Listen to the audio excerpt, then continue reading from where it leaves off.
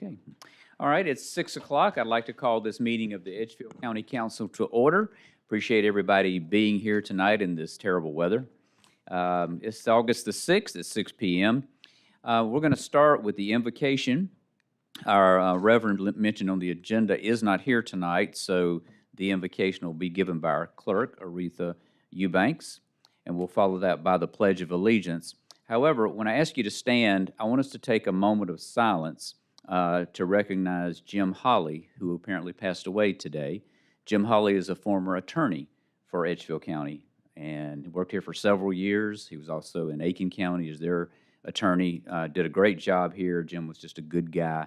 So I'd like to stand and take a few moments of silence in recognition of him, and then we'll have our invocation. So please stand.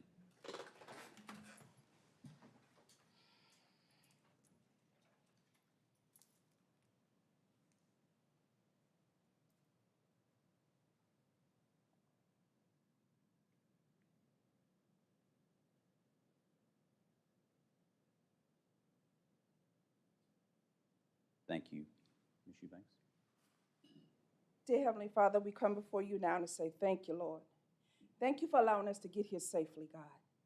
But right now, Father, I'm asking for a special word of comfort to the Holly family, God. Lord, be with them as they endure this type of situation, God. Lighten their hearts right now, Father God, I ask. Now, Lord, we are here at this meeting, Father. I ask, Father, that you be in the midst of everything, God. You be the answer, you be the words, you be the questions, God. So that this meeting shall end with joyfulness, with laughter, as well as agreement, even in the midst of disagreement, God. Keep us in watchers, God, as we go through this meeting. And then, Lord, as we prepare to end this meeting, God, give us all traveling graces to return to our homes with everything decent and in order. I will forever honor you and praise you, God, for everything you have done in our lives. And in Jesus' name I do pray. Amen. Amen. Please join us for the pledge. I pledge allegiance to the flag of the United States of America and to the republic for which it stands, one nation, under God, indivisible, with liberty and justice for all. Please be seated.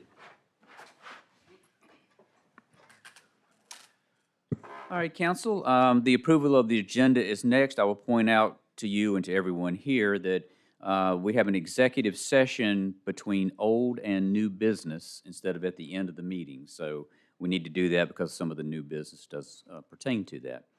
So that's the only, just not a change, just a recognition. Anybody have anything else we need to talk about relative to the agenda? Hearing nothing, is there a motion to approve the agenda as presented? So moved. Mr. Talbot makes the motion. Is there a second? Second. Ms. Ireland seconds. Any discussion? Hearing none, all those in favor, please signify by raising your hand. All opposed, motion passes unanimously. We've got two guest speakers tonight. Looking forward to hearing from both of them. We will start with Rick Green. He's the Government Services Director for Upper Savannah Council of Governments, and he's been around doing this for a long time, so it's good to see Rick tonight. Thank you very much, Mr. Chairman and members of council. Thank you for letting me come before you this evening. I have an important plan that I wanted to let you know that existed out there. This is a plan that deals with trying to change patterns of roadway departure accidents around the state. We asked for help from the Federal Highway Administration because South Carolina has such a problem with roadway departures. And they were able to come in and help our region. From what I know, this is the first time that a region, more than a statewide or just a county local government, has had this. So this is our roadway departure plan. Roadway departure is defined as when you're in your vehicle and you leave the road and either strike an object when you're off the road or come back on the road and strike another vehicle coming in the other lane. So what this plan does is looks at what the issues are that causes these type of accidents to happen. The big four primarily ones are driver impairment. Not wearing seat belts causes injuries if there is an accident.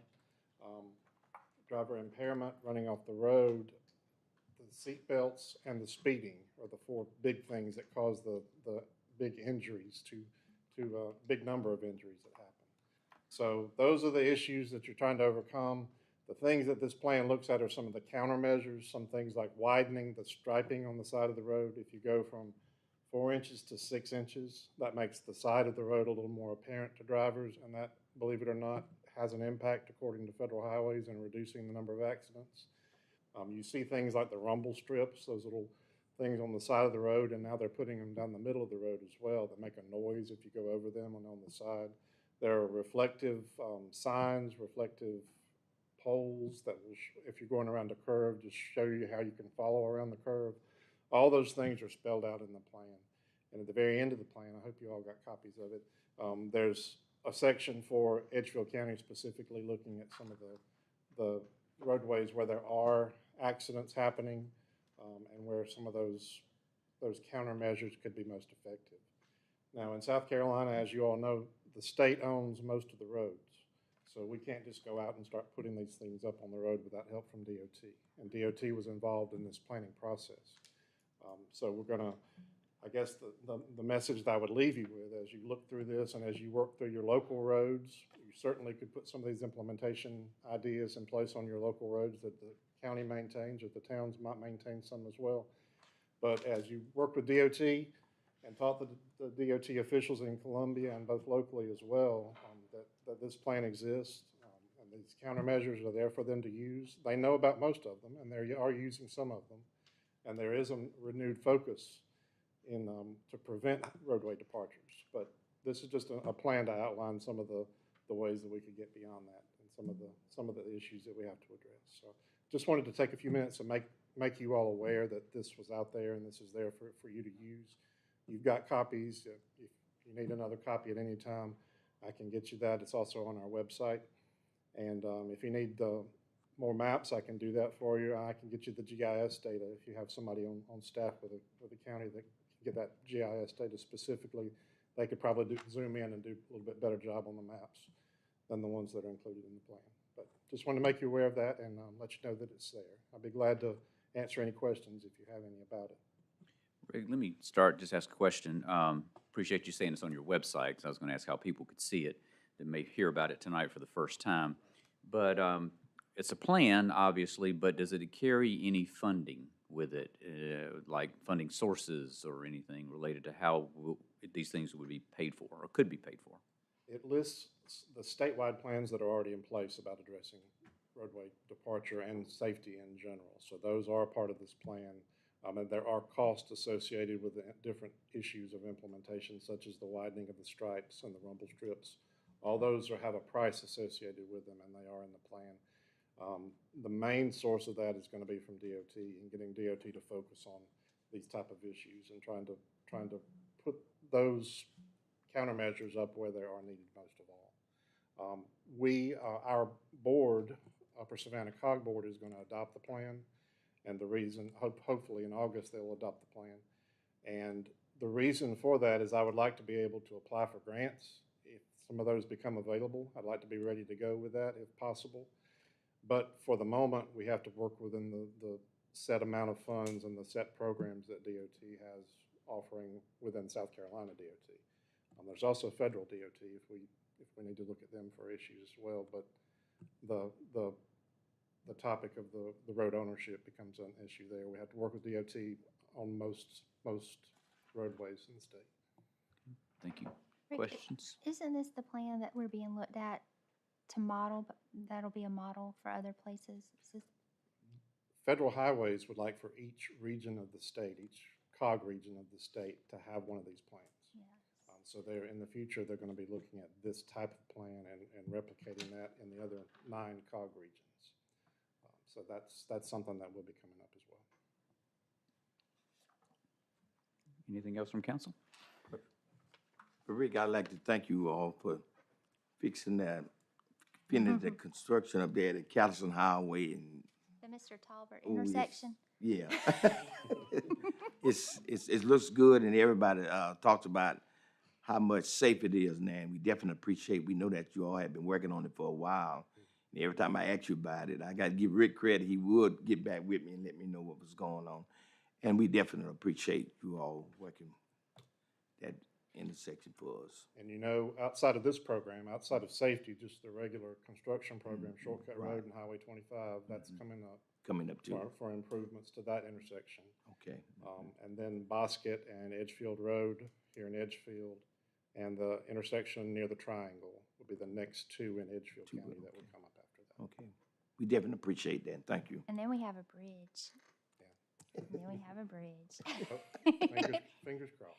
And we do appreciate all the work you do. Mr. Albert and I are very fortunate that we get to serve and see Mr. Rick on a regular basis, but he does a lot of good and he's always available to us. And thank you for coming and sharing this with us. Thank you for that, and if you need any help with any other topics, we're just a phone call away, so be glad to be here, whatever you need. All right. All right, thank you, Thank you. Rick. All right, next on the agenda is our next guest speaker, Will Gordon. He's the Vice President and CAO of Abbeville Area Medical Center in Edgefield County Healthcare. I'll call on Will. We'd ask him to come speak just a few minutes about himself. Tell us a little bit about himself. This isn't necessarily a hospital report. If he wants to tell us what's going on, it's fine, but we weren't looking for a state of the hospital, but for council's purposes, I want to know, we just wanted to meet you first, and then later on, we may get you back for a state of the hospital kind of stuff. I appreciate the opportunity. Again, Will Gordon, Chief Administrative Officer for Edgefield and Abbeville, our two critical access hospitals at Self Regional. I'm a nurse by background. I've been with Self Regional this summer was a little over 23 years. Been in this role now since January. So a lot of this focus has been on meeting the citizens of the county, getting relationships established, learning from the folks in town what it is that we'd like to see done differently and what it is that we're doing well so we can continue down that path. One of the really unique things about our affiliation partnership with the Edgefield County Hospital as opposed to some other affiliates is that we have a really strong focus on bringing specialties and specialists to the area. The goal there is to cut down on the amount of travel that the local residents have to have in order to seek specialists. So wherever possible, we are bringing specialists to Edgefield, and by that I mean cardiology and urology, podiatry, all of these specialties that heretofore people might have to travel out of the town to get to. We've got an acute focus on growing our surgical services population, also on our swing beds, and any additional outpatient services that we can possibly put in place that will also help here. One of the most recent ones is low-dose lung scans. It may be something that you hear about that people can have for a very early detection of lung tumors. And so those are just a few things that we're bringing to the hospital. One of the things that I feel very strongly about is the relationship between the hospital, EMS, and law enforcement needing to be a triad of strength to best serve the community. And it was great to meet the sheriff tonight. I did meet Chief Carter when we had the Foundation Fund Run uptown, and I really am looking forward to working with this team, and certainly want to get feedback, anything that we can do better on, or things that we can work together on. That's what our focus is. Questions for me related to? Well, I have one, and council may too. Since you have to oversee two hospitals, you have to split your time, obviously. So how is that working for you, being able to do that now? Because Carlos didn't have to do that, and now you do. Right. So certainly a presence is very important to me. We have affiliated in Abbeville as of October 1, so we're just under a year into the affiliation in Abbeville, and there have been a number of projects that have taken a bit more of my time there. So most weeks I'm 3 days in Abbeville, 2 days in Edgefield. Depending on what we have going on here, sometimes I reverse that. But the goal originally was to alternate 3 and 2. I've learned that my schedule is not going to be nearly that predictable, so I try to just make sure that I have at least 2 days. Which 2 days it is, I usually establish with the leadership team the week prior, and then we are fortunately able to manage a lot of touch-based meetings via Teams or Zoom as well, so that helps to be able to stay in close touch even when I'm not present personally. Questions from council? Okay, hearing none. Will, thank you for being here tonight. Thank you, guys. Appreciate it. Thank you. All right, council, we'll move on to the next item, which is the approval of the minutes. Is there any questions or comments on the minutes? Hearing none, is there a motion to approve the minutes? So moved. Mr. Moody makes the motion. Is there a second? Dr. Kenyon seconds. Any discussion? Hearing none, all those in favor, please signify by raising your hand. All opposed, motion passes unanimously. Next is our first public comment period, and the clerk shakes her head. No, we have nobody who signed up for that, council, so we will close that public comment period. Move to reports. So council, any questions or comments on the reports? Hearing none, I will move to the public hearings. We have two tonight. The first is for ordinance number 23-24004, an ordinance amending the Tri-County Solicitor's budget to add an additional $170,321 in revenue from the Tri-County Solicitor's Fund and $170,321 in expenditures for salaries and benefits. Is there anyone here tonight to speak on that ordinance in this public hearing? Okay, hearing none, council, I'll close the public hearing for that ordinance and move to the second. The second public hearing is on ordinance number 23-24005, an ordinance amending Chapter 32 of the Edgefield County Ordinance Nuisance. Is there anyone here tonight to speak on this ordinance during this public hearing? Mr. Pettigrew.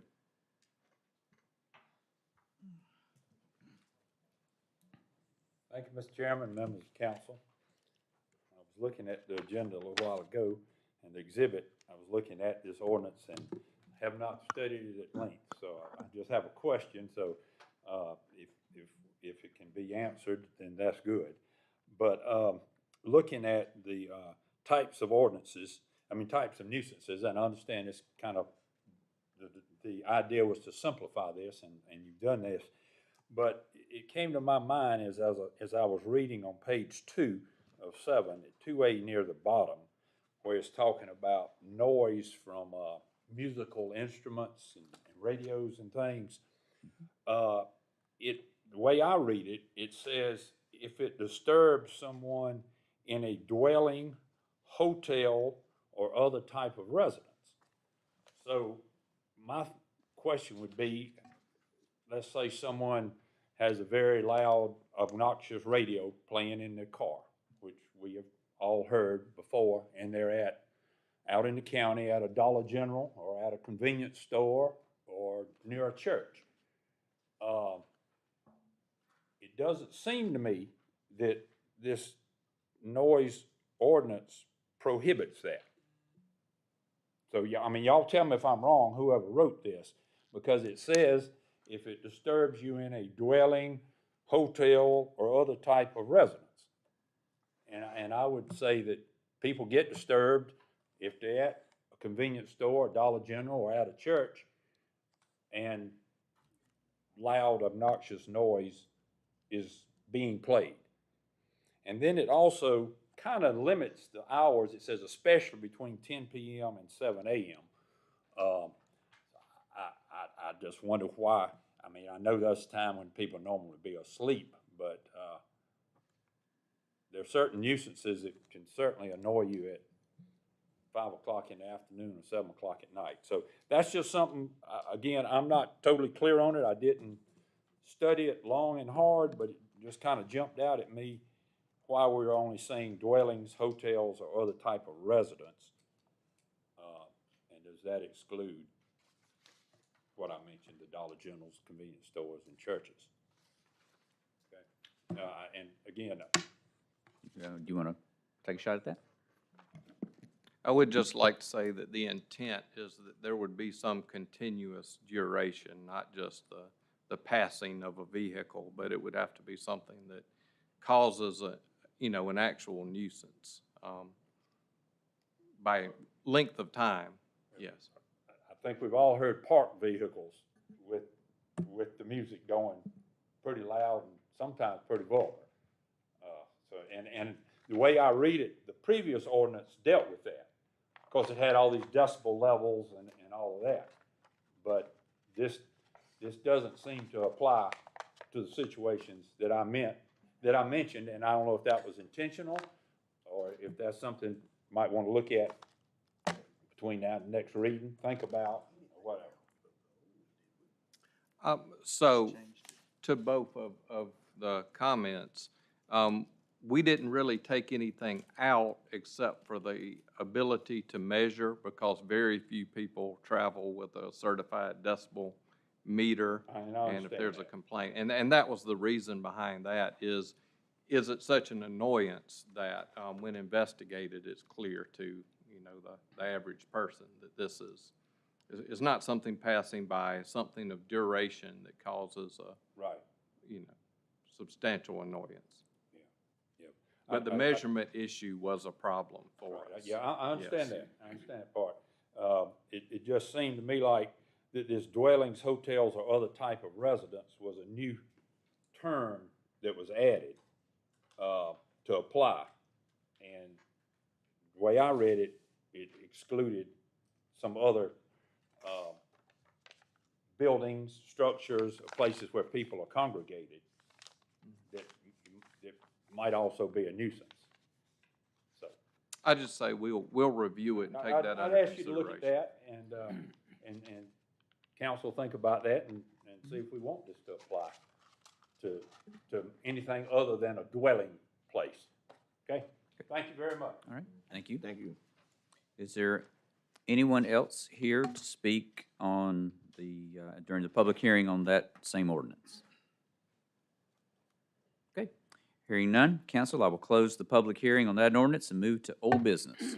Under old business, the same ordinance I just read, ordinance number 23-24005 on nuisances. I'll ask the administrator to help us with this one, because I think we had some changes maybe from first reading. Yes, thank you. We did have some minor changes, based on comments from council in the last meeting. We did remove cardboard and paper from the list of items prohibited from burning. We didn't see those as significant issues here in the county, but those two items were removed from the ordinance. That's all. All right, questions or comments from council on this ordinance? Okay. Hearing none, is there a motion to give second reading to ordinance number 23-24005?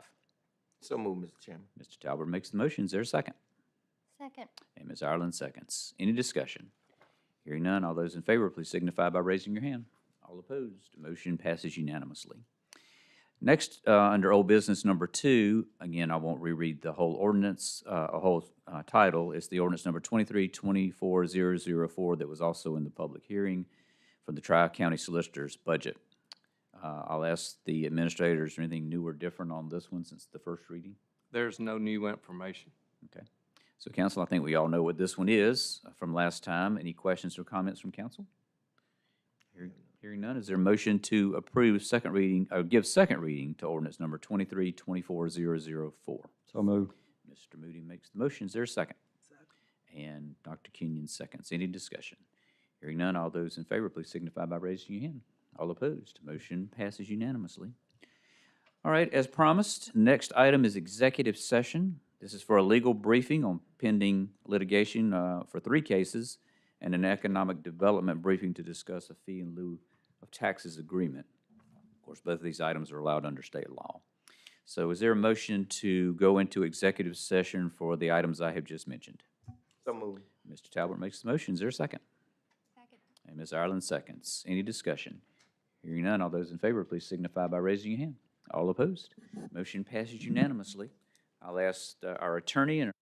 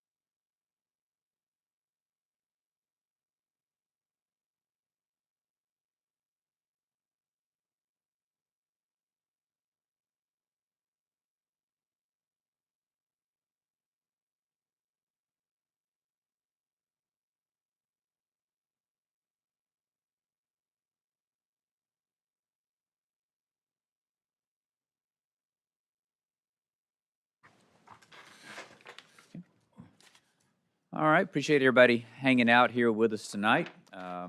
The council has returned from executive session. No action was taken in executive session, so we will proceed. We're in public session now, so we'll proceed where we were on the agenda with new business. So under new business, number one, consideration of approval of Resolution 2425-0001, a resolution accepting a national settlements of opioid litigation and a proposed South Carolina allocation agreement. I'll ask the administrator and the attorney, anything else we need to know about that one? Thank you. This resolution allows Edgefield County to accept an opioid litigation settlement and participate in a statewide allocation of funds. As with past opioid litigation settlements and any allocated funds, they will be available for use by the county through a grant approval process. These are guaranteed funds, but we have to seek approval from a committee on how to spend them. We currently use the allocated opioid funds for education programs. These are conducted through EMS, and for Narcan distribution, we're currently looking for other ideas and other programs that we can apply these funds to. That's all. Thank you. Questions or comments from council? Mr. Chairman, Yes. our attorneys in Spartanburg and in New York also recommend that we approve this. Okay, thank you. Questions or comments from council? Hearing none, is there a motion to approve Resolution 2425-0001? So moved. Ms. Smiley makes the motion. Is there a second? And Mr. Moody seconds. Any discussion? Hearing none, all those in favor, please signify by raising your hand. All opposed, motion passes unanimously. Next, council, under new business number 2, consideration of approval of Resolution 2425-0003, an inducement resolution committing to negotiate a fee in lieu of tax agreement between Edgefield County and Project Trailblazer, identifying the project and other matters related thereto. Again, I'll ask our administrator anything we need to know about this one. Thank you. This resolution simply allows the negotiation of a fee in lieu of tax of ad valorem tax agreement between Edgefield County and the company referred to here as Project Trailblazer. That's all. Questions or comments from council? Hearing none, is there a motion to approve Resolution 2425-0003? So moved, Mr. Chairman. Mr. Talbot makes the motion. Is there a second? Dr. Kenyon seconds. Any discussion? Hearing none, all those in favor, please signify by raising your hand. All opposed, motion passes unanimously. Next is consideration or approval of the first reading of ordinance 2425-001, authorizing the execution and delivery of a fee in lieu of ad valorem taxes agreement by and between Edgefield County, South Carolina, and Project Trailblazer, providing for payment of a fee in lieu of taxes, authorizing certain infrastructure credits, and other matters related, other related matters. Again, I'll ask the administrators anything we need to know about this one. Thank you.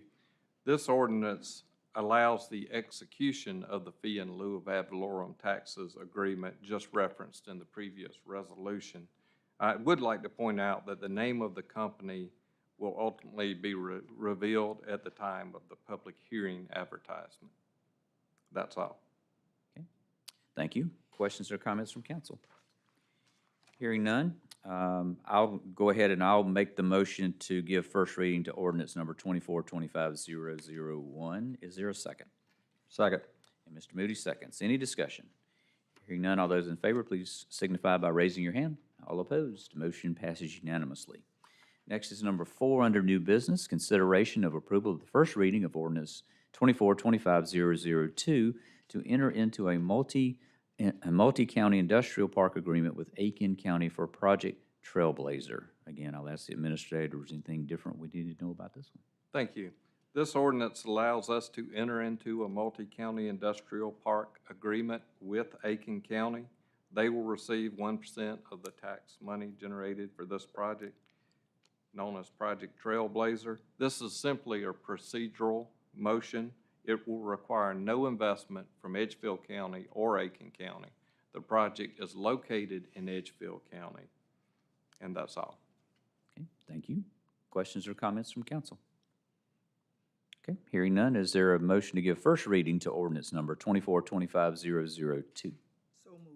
Dr. Kenyon makes a motion. Is there a second? Second. And I'm going to give that one to Ms. Ireland. Get gets a second.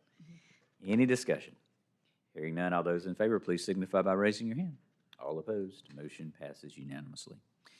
Next is new business number 5, consideration of approval to purchase a Takachi TL10 V2 track loader and attachment for $87,410. And I'll ask the administrator if you'd like to tell us about these bids. Thank you.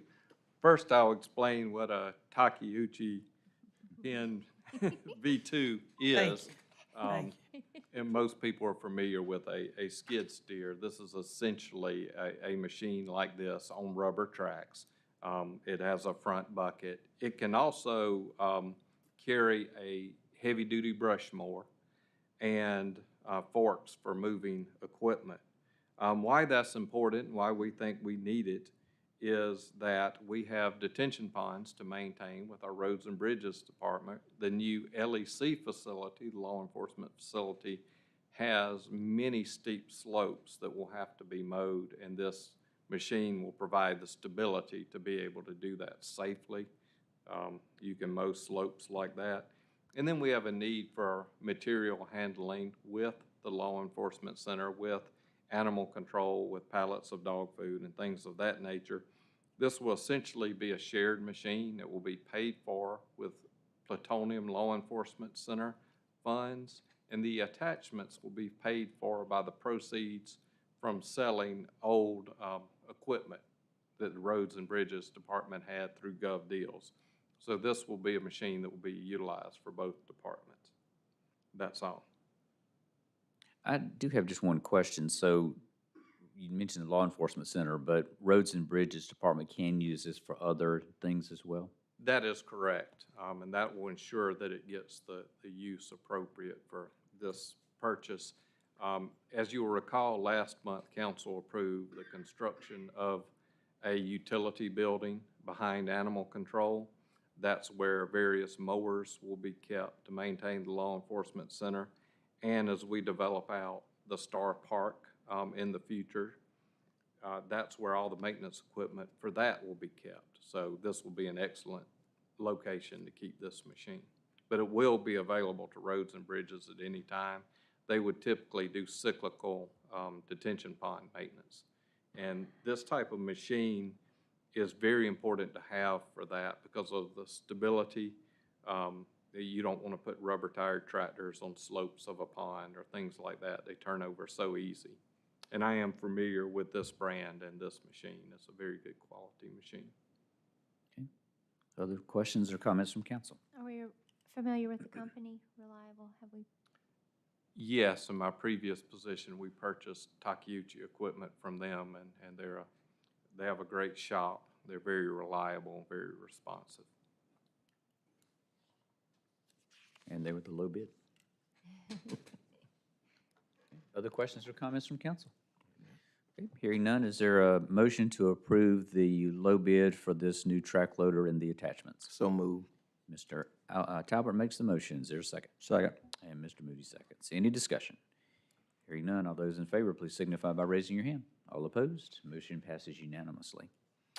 All right, that closes out the new business. We'll move to comments from the public.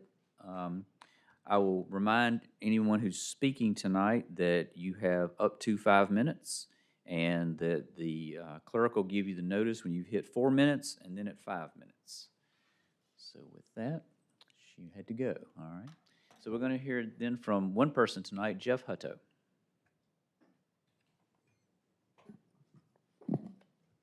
Good evening, Chair and Council. Appreciate the opportunity to speak.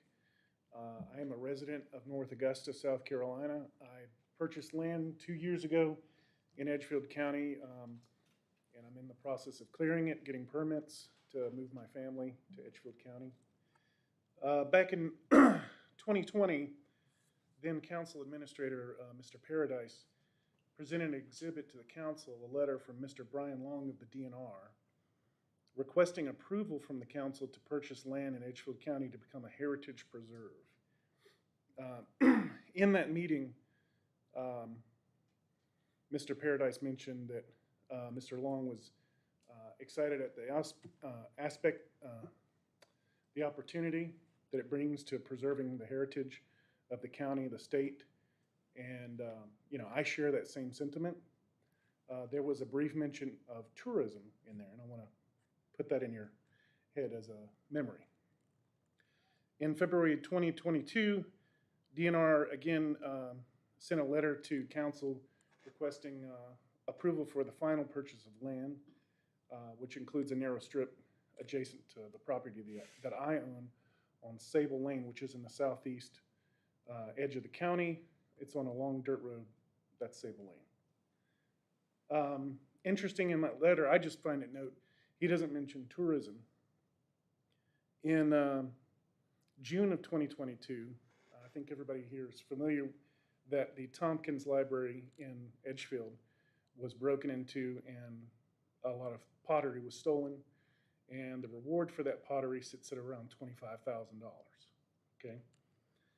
In February 2023, when I was clearing my land, I noticed that there were some new DNR signs next to my property and some on trees on my property. And so I started making phone calls. I eventually reached Mr. Brian Long, never met him before, never spoken to him before. And he informed me that initially this was going to be an access road to allow for archaeological digs, and I knew about that. I knew that the DNR owned that land before buying it, and I knew that they wanted to make it a heritage preserve. But the thing that concerned me was Mr. Long said that he wanted to make that narrow strip into a parking lot, public parking lot, for public trails and exhibits and bike trails, hiking trails, that sort of thing. And, you know, noticeably, understandably, I was concerned for selfish reasons. And he could tell the, I guess, concern in my voice, and mentioned the possibility of DNR purchasing my land or some of my land to expand the public parking lot. And I thought about that. Work and life got in the way, and I'm just now getting back into it. Again, I've got now a perk test that's been approved. And I've been reaching out to the local residents, been talking with them face to face, some via mail, some via email, etc. And I believe that obviously I don't want a public parking lot right next to my land, right? But I also don't think that it's in the county's best interest, and I don't think it's in the best interest of preserving the pottery and the historical nature of that land by making it into a public park with trails. I think that it would be a burden onto the county, the additional wear and tear. You'd have to probably pave that road. That's probably going to be $2 million, my rough estimate, to pave that dirt road. Then you're going to have poachers in the middle of the night. If they're willing to go into Edgefield downtown as deal, you know, sure, they could go into the middle of the woods and start digging up pottery. The public park would, of course, put limitations on what the local 4 minutes. Thank you. Limitations on what the local residents could do. People have their own personal shooting ranges out there, and based on what I know about DNR parks, that could be an issue. I know in North Augusta there was a similar situation with the Savannah River Bluffs Heritage Preserve, which is now closed. The residents were able to get it closed by way of easement. I don't have that luxury because DNR did a better job this time of gaining easement. And again, I support the ability of archaeologists going back there. Heck, I would even, you know, once I move out there, I'd even help them maintain the road. I've volunteered for Augusta University's archaeology department before, and I'm a big fan of history in general. So I just ask that the council consider providing more explicit and specific 5 minutes. limitation to the DNR. Thank you. And you're welcome to submit any of that in writing to us also. What's that, sir? You also can submit that in writing to us. Yes, okay, through Ms. Eubanks. Sure. Thank you. Okay. All right, council, that was the only person signing up for the public comment period, so I'll close that and move on to reports from county council members. Does anybody have a report tonight? Yes. Dr. Kenyon? As you may or may not know, that on July the 29th and July the 30th, majority of us attend the Institute of Government government for county council in Charleston, South Carolina.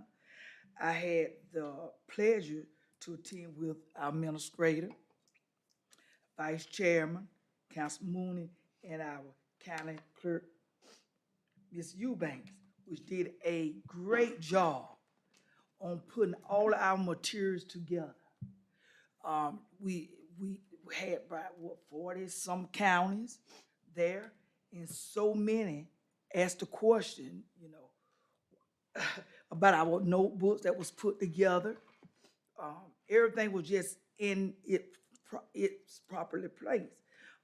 Monday, I had level 1 public budgeting, which talked about budget needs and wants and vice versa.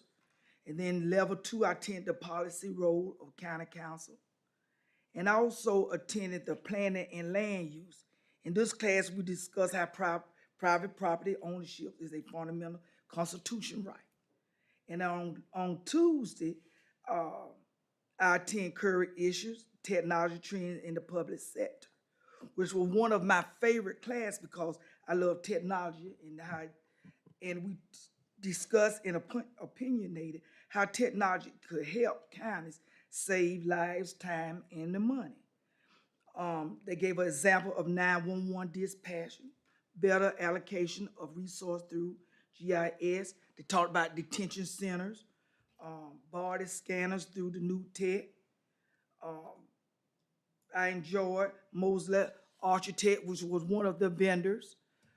They even had Edgefield County Detention Center on their billboard, which I thought was very, very beautiful. I even bragged about it a lot. And when people walk by, I said, that's our county, that's Edgefield County. But David, Albert, Mooney, we all enjoyed the future robot, intelligent robots. They probably can tell you more about it. Oh, okay. Okay, I didn't know that. But anyway, we enjoyed it. We really, really enjoyed the cost. They explained to us the cost, how I think it would be the future. Speaking into the robot, doing everything. Matter of fact, I see a lot of that at Sam's. My grands enjoy going to Sam for that particular reason, because they were so amazing how I think it's like a forklifter can clean up the whole entire building, and they be looking around like, Mama, who's driving that? I mean, it just excitement on their face, trying to see and learn more about the technology of it. It was just, I think, to me, this was one of the best years that I have really attended, especially having the fun with my council and clerk of court. It was just a relaxing, educated, knowledgeable, good time. And I thoroughly, thoroughly enjoyed it. Well, tell my brother-in-law you liked his robot, by the way. Thank you. Please do. Please do. Thank you, Dr. Kenyon. Any other reports from county council members? Yes. Go ahead. Okay, sorry. I just would like to take a few moments to brag on our 2 camps that we had. Well, we actually had more than 2 camps because we also did the cheerleading and football camp. But started out, Meriwether Fire Department had a camp where they hosted, I think, roughly a dozen children. And then we had the first ever soccer camp down at the soccer complex. It was amazing. We had a turnout we never, ever expected to have. This over 30 children our first go. And I just want to tell the sheriff's here tonight, so I want to be able to tell him in person, just thank you for allowing the manpower to be there for both of those camps. They assisted, SROs assisted in both the Meriwether Fire Department and the soccer camp. And just being able to be a part of that soccer camp every day was amazing. Aretha, top-notch, y'all. She did such a great job helping us stay on track, getting the lunches, because we fed the children, and we fed, they were eating well. And we had a generous donation from Luck Companies for the meals, but we were able to do that, feed them lunch. But just they built on skills every day, and just to see those children. We gave out awards at the end, and we had this one little fella who got an award, and the coaches, some of whom were volunteers from the high school, came and joined us from the high school soccer team. And they all got together and they decided this one child who at the beginning of the week didn't even know how to kick a soccer ball. And by the end of the week, he's out there playing in a game. It was just amazing to see. I want to thank David, Doc. Peter from Doc's office was out there helping, just did a great job. So many people, of course, Philip and Aretha and David and Marcus Shock, our new rec. Shock was out there and coaching with us, and just it was a phenomenal time. If y'all get to come next year and see it, I just cannot brag enough about the lives that were touched that week and all that we got to do. Thank y'all for supporting this initiative, for pouring back into our children, for supporting rec across the board. Not just for the children, but we've got passive things. We've got things going for adults too. And I think we've really shown that a commitment to quality of life for our citizens. But I just want to say thank y'all to our team that got this put together and for the support, for you guys supporting all this. It was tremendous and it was great. Can't wait to do it again. Thank you. Other reports? I'd just like to touch on a few things going on in the lower end. David might touch on a little bit. Got 2 pickleball courts being built at Sweetwater Community Center. Hopefully the end of September will be the start-up date. And it's a park also going on there for, like Tiffany said, for kids and adults to hang out. And the big project I've been working on for a long, long time is the convenience center. And we finally got code enforcement down there. We turned away 14 Aiken County citizens this past week trying to use our convenience center, which costs us money by taking their trash to Tri-County. Also, David's working on getting some cameras installed down there to help not only supervise the place, but also to help the sheriff in the security of the place. And the sheriff and David, I think, are working on that, trying to get that accomplished. But we are working on getting our convenience centers for Edgefield County and non-commercial. Randy's also down there running away commercial vendors, and we also have a new sign going up down there saying what you can and can't do. And so there will start being enforcement and tickets written for commercial people trying to use our convenience centers. Any other reports tonight? All right, thank you. Then we'll turn it over to the county administrator for his report. Thank you. EMS, I have reported in the past, our EMS department is the department with the greatest financial challenges, and yet they continuously desire to improve services for the county. They were the top item on our strategic plan that we developed last year. I just wanted council to know that we'll be providing some information soon on sort of the state of EMS and some potential improvements we could make there. Star Park, I am very happy to report that the state allocated $750,000 toward the construction of a park adjacent to the law enforcement center at the corner of Star Road and Rabbit Trail.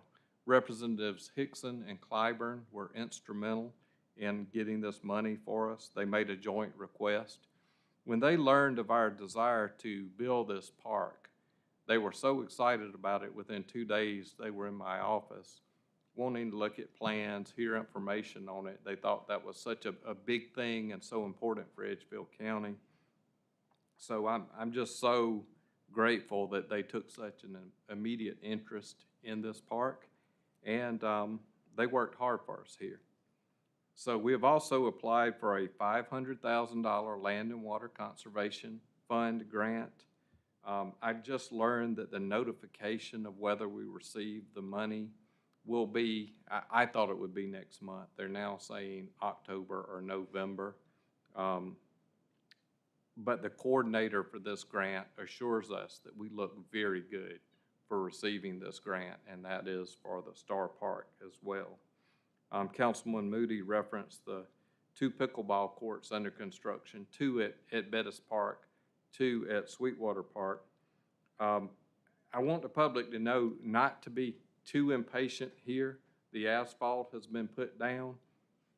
The company tells us that the asphalt has to cure 30 days before they can paint the courts and put the markings on and the nets. We've already had people call saying, hey, can we go play on the courts? Well, they're not courts yet, so it will be later in September. But on that note, Edgefield County Recreation took over pickleball at the Town of Edgefield Activity Center. And the reason we've done that is because we've developed such a good scheduling program now, and the Town of Edgefield did not have that. And as we schedule other recreation programs, it just made sense for us to take this over. Registration forms for pickleball at the Town Activity Center are on our website. You can register online. The schedules are there. Very affordable and a lot of fun. I've tried it myself. The Law Enforcement Center, the new Law Enforcement Center is progressing on time, within budget. We anticipate completion by December 1st. Per the sheriff, tours will be available upon completion. Of course, we'll do a ribbon cutting. Staff will begin to move in January, and operations will shift to this new facility. So pleased with how well HG Rentals has done on this project. And I also really appreciate Sheriff Rowland, Major Ramey. A project of this scale is going to have minor issues constantly. They have done a great job of anticipating most of them early in the process, and we work so well together dealing with the issues as they come up. So really appreciate that. On the fire departments, happy to report. Now I wish there were more, but happy to report that 4 firefighters just completed firefighter level 2. As you'll remember, council approved us paying stipends for the firefighters to attend this training. Next up in terms of training is the very popular class, Emergency Medical Responder class. Foster Crowder, our EMA director, taught that last year. He's going to offer another one starting in February. There's been a lot of inquiries about that. So we're just so excited that our firefighter personnel are able to get this training in Edgefield County. They're not having to travel for it. They can get it right here. And everyone that attends the training, it just means our firefighters are more well-trained and better able to serve the public. So we're very excited about that. I do want to give Assistant Administrator Clark the opportunity to talk about a new program called Text My Gov, so I'll turn it over to him. So if y'all go to the county website, y'all have probably have noticed that there's a little widget in the bottom right-hand corner that says Text My Gov, and it's got a little number where you can click Learn More or Apply Now. We've also created a dedicated page with some info on it. It's at the top right next to the county council link. This program is not active yet, so it's why we haven't made any huge public announcements on, go sign up now sort of thing. It's in the testing phase. You can sign up though, so if you go to the website and you want to test it out, it's functional enough for you to get the automated responses, but we haven't actually gone live with it yet. Text My Gov allows people on their mobile phone to text into that number and report trees down, potholes, nuisances, and we can set up as many categories as we want. So once it's all tested and working, I will go around to all the different departments like Sheriff's Department, Aretha, etc., and we will set up whatever categories we want. So if, you want one to just send out emergency alerts, we'll have a channel for that. County council agendas, we'll have a channel for that. Planning commission, we'll have a channel for that, etc. And what it allows is when a citizen texts in, they can text a keyword in and it will sign them up just for those notifications and they'll be able to send direct messages to that department or receive any notifications that we want to put out on those items. And it's basically mass texting. Now, no matter what they sign up for, if they sign up at all, and we have a countywide emergency of some sort, we can override the individual channels and just send out a mass text message that hits every phone in the county. But the intent is to use this program just for everyday communications. You know, somebody's got a tree down, they can take a picture, put their location in, and it goes straight into the system, and somebody can check it, and it's right there. That will be active within the next few weeks. And then we'll start working with other department heads, putting in all the different categories that people can sign up for. So if y'all saw that, that's what it is. And like I said, you can sign up right now, but it is just now, right now it's in testing mode. Okay. Questions or comments from council? I'm excited. I'm loving it. May I? Sure.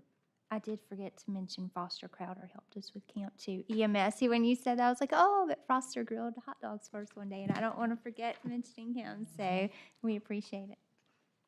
I just have one comment on something the administrator said about Representatives Bill Hickson and Bill Clyburn working with us on the Star Park.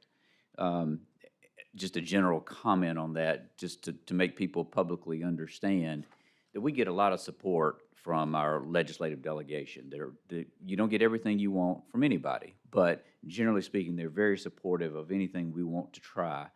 And in the House in particular, just because you've got two House members that represent Edgefield County, one's a Democrat and one's a Republican, it would be easy for them to oppose each other. That's right. But they work together on county issues and school issues and other issues that aren't really Republican or Democrat issues. Right. You know, a county recreation park's not Democrat or Republican. It's a county issue that citizens need. And I'm just really appreciative, and I know all of us are, that they really make an effort to work together, and I think that shows their colleagues bipartisanship, and that helps us also. So I just want to point that out publicly, that we appreciate what all of them do, but those two in particular work together well on issues that help us, and we're thankful. Anything else, Mr. Administrator? That's all. All right, so appreciate both of your reports. We'll move to my comments. I only have one item to mention tonight, and you heard the administrator mention it in his report, and that's our emergency medical services, or EMS. I believe it's time for us to start tackling our EMS issues. We all know that EMS is near and dear to everyone's life. Every citizen has either used EMS or has had a relative or a friend who has used it. In other words, it touches an extraordinary number of lives, and it is a necessity in our county. Our EMS organization is professional, well-trained, and they do a good job, as we have celebrated here numerous times. But they are still working out of a 20th century model as we enter the 25th year of the 21st century. It's time to move them forward. We've worked hard over the past several years to improve law enforcement and our fire departments, finding ways to give them more money, improving communications, and in the case of law enforcement, a new jail, offices, courtroom, and more. While we can transfer some small amount of millage over to EMS that we'll have on the agenda next month from our debt service, that's not going to make a dent in what we really need to do. It's time to do the same deep dive and hard work on EMS like we did with the other life-saving departments to improve this critical service for our citizens. So next month, I'm going to ask our EMS Director, Garrett Lynn, to come speak to us about what I call the state of EMS in Edgefield County. He can tell us what's going right and where improvements need to be made. I'm looking forward to hearing from him and looking to council and staff and our citizens to determine what we should do in the future. So council, there being no further business to conduct tonight, I would entertain a motion to adjourn. So move. Dr. Second. Kenyon makes the motion, and Mr. Talbot seconds. Any discussion? Hearing none. All those in favor, please signify by raising your hand. All opposed, motion passes